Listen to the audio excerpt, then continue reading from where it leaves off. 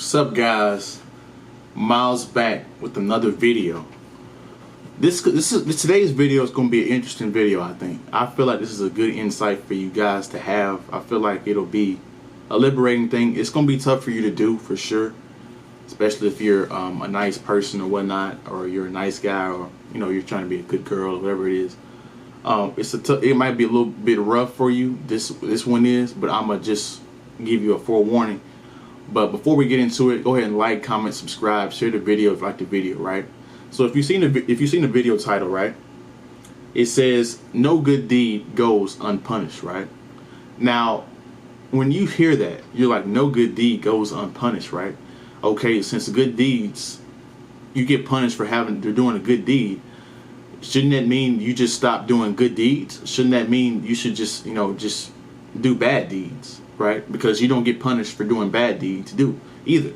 And that's not true. You get punished for doing both, bad deeds and good deeds, right? The point of the thing is, it's not that you shouldn't do good deeds. It's just that people learn through consequences, right? And you have to understand that and really get that. Now, I have what inspired this video and things I've been thinking about, right? Drake has a verse in Churchill Downs that's like one of the best verses this year. Top 10 verses of this year. Not even close. He bodied Jack Harlow on his own song, right? But first, I want to talk about, how Jay-Z, he's the one that kind of brung this up to me. He was on a song featured with Drake, called Light Up. And if you look at the second verse, I'm finna read it to you guys. So he's kind of like giving Drake the game. This is when Light Up came out. Drake is like a young dude. He's like, this was the Thank Me Later album, right? So that's like 2010, 2011, I want to say. It might even be 09, right? But Jay-Z was an OG in the game, and he's trying to game Drake, right, in his verse. So he gives him some game. So this is where this whole concept comes from and inspired me to do this video. So let's go into it. I'm reading the lyrics right here. Drake, here's how they gonna come at you with silly rap views, trying to distract you in disguise in the form of a favor. The Barzini meetings. The Barzini meeting. Watch for the traitors. I just seen it all, done it all. That's why none of these dumb dumbs could done them off. The summer's ours, the winter's too. Top down in the winter, that's what winners do. And to these niggas, I'm like Windows 7. And you let them tell it, they swear that they the ones that invented you. And since no good deed goes unpunished, I'm not as cool with niggas as I once was. I was cool as the funds was, but these bright lights turn me to the monster. Sorry, mama. I promise it wouldn't change me, but I would have went insane had I remained the same me. Fuck niggas. Bitches too. All I got is this money. This'll do. So, no good deed goes unpunished, right? It's a weird, fucked up kind of thing to realize, right? That some people in the world don't understand good things. They don't understand the concept of good things. They don't understand the concept of respectable things. You doing something because you care for somebody. You doing it because you're doing it out of the kindness of your heart.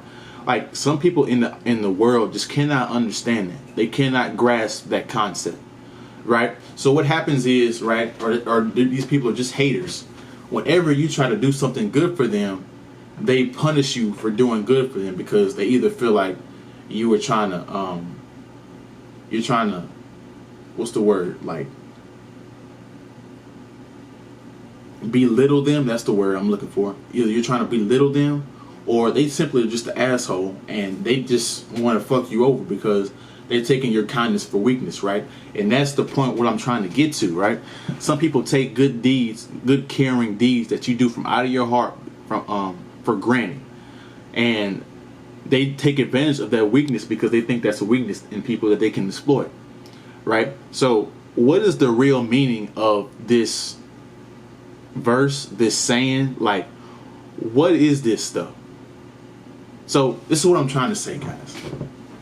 No good deed goes unpunished. It's not saying don't do good deeds.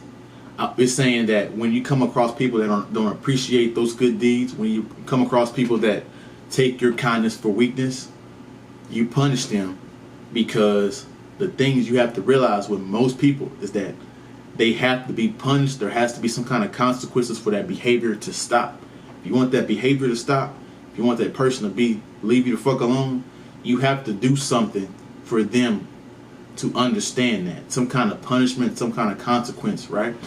Punching them in the face, the law, even just speaking up to them and owning your stuff, like, that's defending your stuff. That's how you stop that, right? So Jay-Z kind of goes into like the jaded thing. I told you guys before, right? He says, and since no good deed goes unpunished, I'm not as cool with niggas as I once was. I was once cool as the Fonz was. How many of y'all were really, you got out here in the real world, right? And you just got corrupted a little bit. Before that, you were a good person. In high school, you laughed a lot. You were the person, you laughed a lot.